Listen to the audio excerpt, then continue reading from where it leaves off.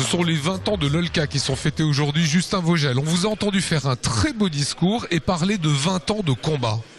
Oui, 20 ans de combat, parce que tout simplement, longtemps, les Alsaciens étaient complexés vis-à-vis de leur langue et que c'était un combat pour les convaincre que le fait d'avoir une langue, le fait d'avoir une culture à soi, eh bien, c'est tout simplement une richesse. Aujourd'hui, je crois, après 20 ans de combat, les yeux commencent à s'ouvrir et les Alsaciens commencent enfin à comprendre que c'est une richesse que d'avoir une langue à soi. Qu'est-ce qu'elle constitue, cette langue ? Pour moi, c'est le socle de ce territoire. Pour moi, le fait d'avoir une spécificité au niveau de la langue, d'avoir une langue que nous sommes les seuls au monde à comprendre et à parler, c'est une fantastique plus-value, une fantastique richesse pour ce territoire, qui doit le comprendre à l'heure où on nous parle de mondialisation, de globalisation, de pensée unique, à l'heure où l'uniformisation tient lieu de paysage culturel. Est-ce qu'aujourd'hui, le virus de l'Alsacien est passé ? Nous avons notamment au niveau des jeunes de plus en plus de gens qui commencent, des jeunes qui commencent à se l'approprier. Nous avons vu de plus en plus de jeunes s'inscrivent au concours de slam en alsacien. Nous avons dans le concours des danses de rue des jeunes qui affichent maintenant des slogans en alsacien sur leurs t-shirts. Enfin, nous avons vraiment, je crois, un frémissement qui est en train de se passer. Alors à nous de saisir cette chance et de l'encourager. Est-ce qu'aujourd'hui, c'est tendance de parler alsacien ? Ça commence à devenir tendance, oui, parce que je vois que de plus en plus de jeunes groupes se remettent à chanter l'alsacien, qu'ils ont de plus en plus de succès. Je crois que si nous arrivons à faire en sorte que l'alsacien soit tendance, bien le combat sera gagné. Dernier point, qu'est-ce qu'on peut vous conseiller pour les 20 prochaines années ? Tout simplement que l'alsacien soit réintroduit au quotidien comme une langue normale et que tout simplement on puisse se reparler l'alsacien sans avoir à rougir, sans avoir honte de notre accent et sans considérer que notre langue régionale est une langue ringarde, tout simplement. Et ça, il faut que les Alsaciens comprennent cela enfin. Grand Didier, 20 ans de l'OLCA, mais 20 ans de la Boudigue aussi, c'est même combat ? Oui, même combat, bien sûr, toujours prêt à mettre en avant l'Alsacien d'aujourd'hui. On a bien entendu qu'à l'OLCA, c'est les jeunes avant tout. Et puis la boutique, pour les 20 ans, on s'est aussi rajeuni. Donc on continue à porter le dialecte alsacien en tournée sur l'Alsace.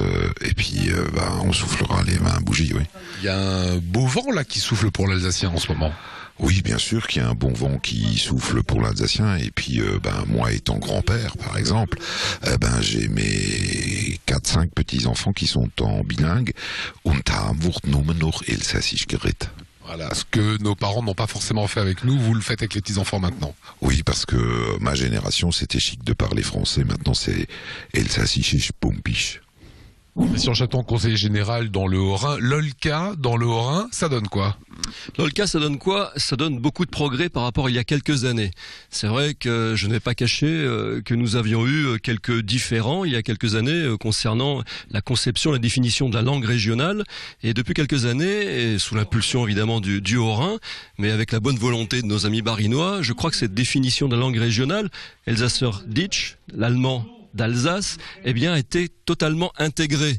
On ne met plus uniquement l'accent sur l'alsacien, le dialecte alsacien, qui serait coupé en quelque sorte de sa racine, du tronc de l'allemand, mais cet aspect, effectivement, du lien entre le dialecte alsacien et le Hochdeutsch et l'allemand a été totalement pris en compte, et je crois que c'est le principal progrès qui a été fait ces dernières années. Isabelle Schopfer, c'est vous qui dirigez l'OLCA. Quelles sont les missions de l'OLCA ?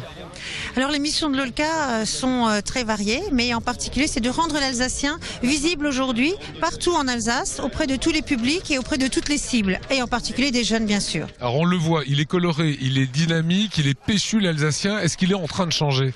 Nous l'espérons, en tout cas il est en train de ressembler aux Alsaciens d'aujourd'hui, c'est-à-dire qu'il a envie aussi d'un peu autre chose, il a envie de faire une sorte de coming out, il a envie de rentrer dans les nouvelles technologies, il a envie de s'épanouir et de montrer aussi à ses ancêtres qu'on peut le parler autrement, qu'on peut faire un petit peu des fautes, mais qu'on peut se le réapproprier, notamment à travers les médias, à travers beaucoup de choses qui existent aujourd'hui et qui n'existaient pas il y a quelques années. C'est devenu presque tendance. C'est devenu tendance, je l'espère en tout cas, et surtout c'est devenu un atout pour s'ouvrir, pour apprendre d'autres langues et surtout pour se retrouver soi-même, ce qui en ces périodes actuelles n'est pas peu de choses. 2013, vous avez également eu un prix de la Fondation Aquatic Show pour votre travail réalisé avec l'OLCA.